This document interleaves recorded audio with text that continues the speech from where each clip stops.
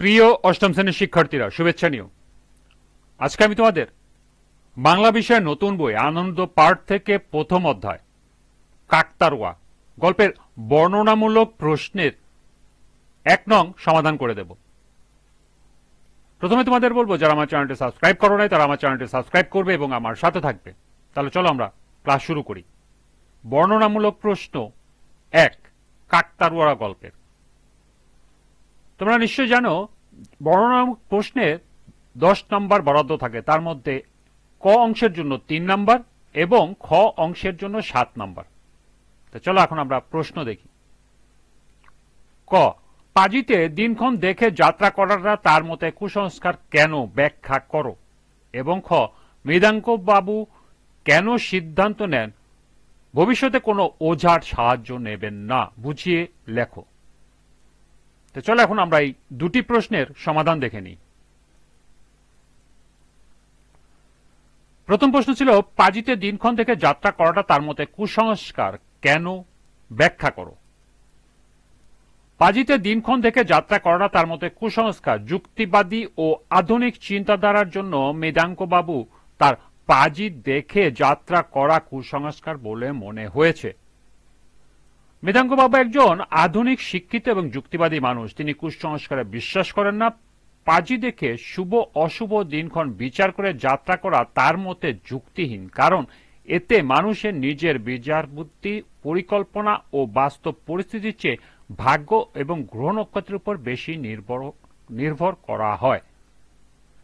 মৃদাঙ্কবাবু মনে করেন মানুষের সাফল্য ও বিপদ নির্ভর করে তার কাজ, সতর্কতা ও বাস্তব সিদ্ধান্তের উপর, দিনক্ষণ বা তিথি নক্ষত্রের উপর নয়। এ কারণে তিনি মনে করেন পাজি দেখে যাত্রা করা কুসংস্কার অর্থাৎ অন্ধবিশ্বাস।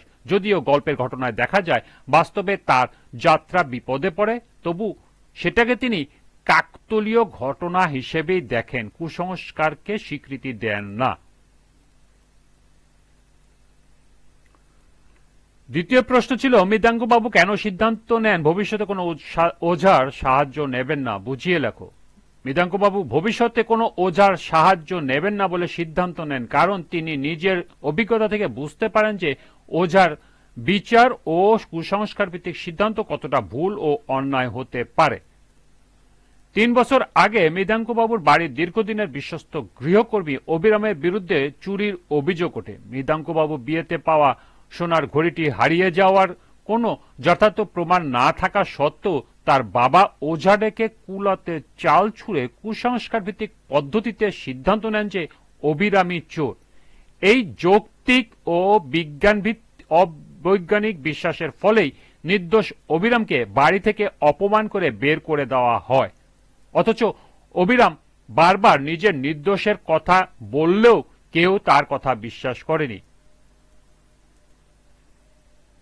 তার বাড়ি ছেড়ে যাওয়ার পর অবিরাম গুরুতর অসুস্থ হয়ে পড়ে। দারিদ্র্য ও চিকিৎসার অভাবে তার মৃত্যু ঘটে। পরে কাকতাড়ুয়া রূপে অবিরামের আত্মা মৃদাঙ্কবাবুকে বলেছিল, বাড়ি ফিরে গিয়ে আপনার আলমারির নিচের পিছন দিকটায় খোঁজ করবেন, সেখানেই আপনার ঘড়ি পড়ে আছে।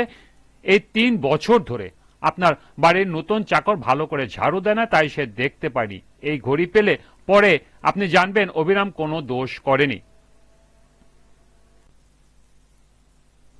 বাড়ি ফিরে আলমারির নিচে পিছন দিকটায় সত্যি ঘড়িটি খুঁজে পেয়ে মৃদাঙ্কবাবু নিশ্চিত হন যে অবিরাম সম্পূর্ণ নির্দোষ ছিল এবং ওঝার সিদ্ধান্ত ছিল ভুল ও অন্যায়।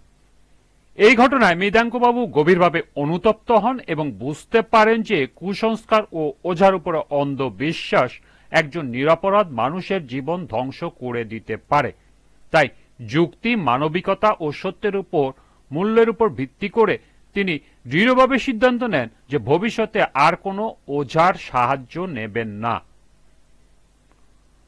সুতরাং বলা যায় মৃদাঙ্কবাবুর জীবনে এক করুণ অভিজ্ঞতা থেকে কুসংস্কারের ভয়াবহ পরিণতি উপলব্ধি করেন এবং সিদ্ধান্ত নেন ভবিষ্যতে কোনো ওঝার সাহায্য নেবেন না, কারণ যুক্তি ও সত্যের বদলে কুসংস্কারের উপর নির্ভর করলে মারাত্মক ভুল ও অন্যায় ঘটতে পারে। এই ছিল দুটি প্রশ্নের সমাধান। তোমরা লক্ষ্য করেছো খ অংশের প্রশ্নটা একটু বর্ণনামূলক এবং একটু দীর্ঘ।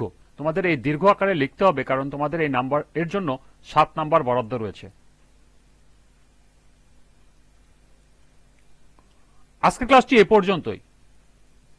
পরবর্তী ক্লাসে 2 নং বর্ণনামূলক প্রশ্নের সমাধান করে দেব। সবাইকে আবারও বলছি, যারা আমার চ্যানেলটি সাবস্ক্রাইব করো নাই তারা আমার চ্যানেলটি সাবস্ক্রাইব করবে এবং আমার সাথে থাকবে। সবাইকে পরবর্তী ক্লাস দেখার আমন্ত্রণ জানিয়ে আজকের মতো আমি এখানেই বিদায় নিচ্ছি। আল্লাহ হাফেজ।